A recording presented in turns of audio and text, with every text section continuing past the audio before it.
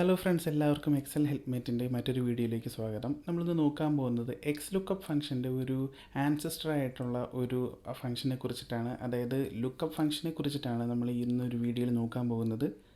Bonus percentage calculate ചെയ്യാനായിട്ട് യൂട്യൂബിൽ ഒരുപാട് വീഡിയോസ് അവൈലബിൾ ആണ്. പക്ഷേ ആ എല്ലാ വീഡിയോസിലും അവരൊരു ലെങ്തി ഫോമുലയാണ് അവിടെ ഉപയോഗിച്ചിരിക്കുന്നത്. ആ ഒരു ലെങ്തി ഫോമുല ഒഴിവാക്കി ഈ ലുക്കപ്പ് ഫംഗ്ഷൻ ഉപയോഗിച്ചുകൊണ്ട് നമുക്ക് വളരെ സിമ്പിളായിട്ട് ആ ഒരു ബോണസ് പെർസെൻറ്റേജ് നമുക്ക് കാൽക്കുലേറ്റ് ചെയ്യാവുന്നതാണ്.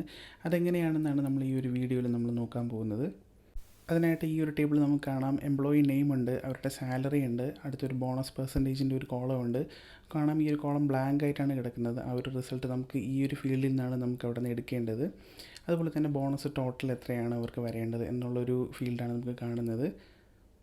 ഇനി എങ്ങനെ സാലറി ലിമിറ്റ് അനുസരിച്ച് നമുക്ക് ബോണസ് പെർസെൻറ്റേജ് നമുക്ക് കണ്ടുപിടിക്കാൻ നോക്കാം. അതിനായിട്ട് ലുക്കപ്പ് ഫംഗ്ഷൻ നമുക്ക് സ്റ്റാർട്ട് ചെയ്യാം.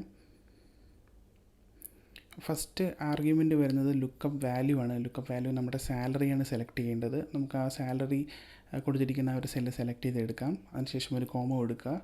രണ്ടാമത്തെ ആർഗ്യുമെൻറ്റ് ലുക്കപ്പ് വെക്റ്ററാണ്. ഇത് ഉദ്ദേശിക്കുന്നത് ഏത് ഫീൽഡിൽ നിന്നാണ് ഇത് സെർച്ച് ചെയ്യേണ്ടത് എന്നാണ് ഈ ഒരു ലുക്കപ്പ് വെക്റ്റർ കൊണ്ട് ഉദ്ദേശിക്കുന്നത്. നമുക്ക് ആ ഒരു സാലറിയുടെ റേഞ്ച് നമുക്കൊന്ന് സെലക്ട് ചെയ്ത് കൊടുക്കാം. നെക്സ്റ്റ് ആർഗ്യുമെൻറ്റ് റിസൾട്ട് വെക്റ്ററാണ്. അത് സെലക്ട് ചെയ്ത് കൊടുക്കേണ്ടത് നമ്മുടെ ബോണസ് പെർസെൻറ്റേജ് ആണ്. ആ ഒരു ഫീൽഡും സെലക്ട് ചെയ്ത് കൊടുത്ത് നമുക്ക് ആ ഒരു ഫീൽഡ് കോൺസ്റ്റൻ്റ് ആക്കാം. അതിനുശേഷം നമുക്ക് ബ്രാക്കറ്റ് ക്ലോസ് ചെയ്ത് എൻ്റർ കൊടുക്കാം. ഇപ്പോൾ നമുക്ക് കാണാം ആ ഒരു റിസൾട്ട് നമുക്ക് കിട്ടിക്കഴിഞ്ഞു.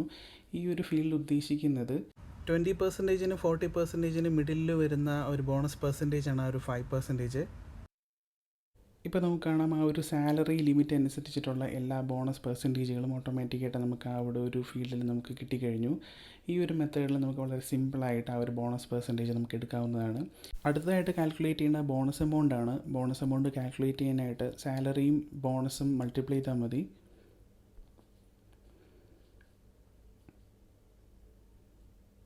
ഈ ഒരു മെത്തേഡിൽ നമുക്ക് വളരെ ഈസി ആയിട്ട് വലിയ ഫോമുലകളൊന്നും ഉപയോഗിക്കാതെ വലിയ കണ്ടീഷൻസ് ഒന്നും കൊടുക്കാതെ തന്നെ വളരെ സിമ്പിളായിട്ട് നമുക്ക് ലുക്കപ്പ് ഫംഗ്ഷൻ ഉപയോഗിച്ച് നമുക്ക് ബോണസ് നമുക്ക് കാൽക്കുലേറ്റ് ചെയ്യാവുന്നതാണ്. ഇതുപോലെ ഇൻഫോർമേറ്റീവ് ആയിട്ടുള്ള വീഡിയോകൾക്ക് വേണ്ടി ചാനൽ ഫോളോ ചെയ്യുക. വീഡിയോ ഇഷ്ടമായാൽ ലൈക്ക് ചെയ്യുക. വീഡിയോയെക്കുറിച്ചുള്ള അഭിപ്രായങ്ങൾ കമൻറ്റ് ബോക്സിൽ രേഖപ്പെടുത്തുക. അടുത്തൊരു വീഡിയോയിൽ കാണുന്നതുവരെ ബൈ.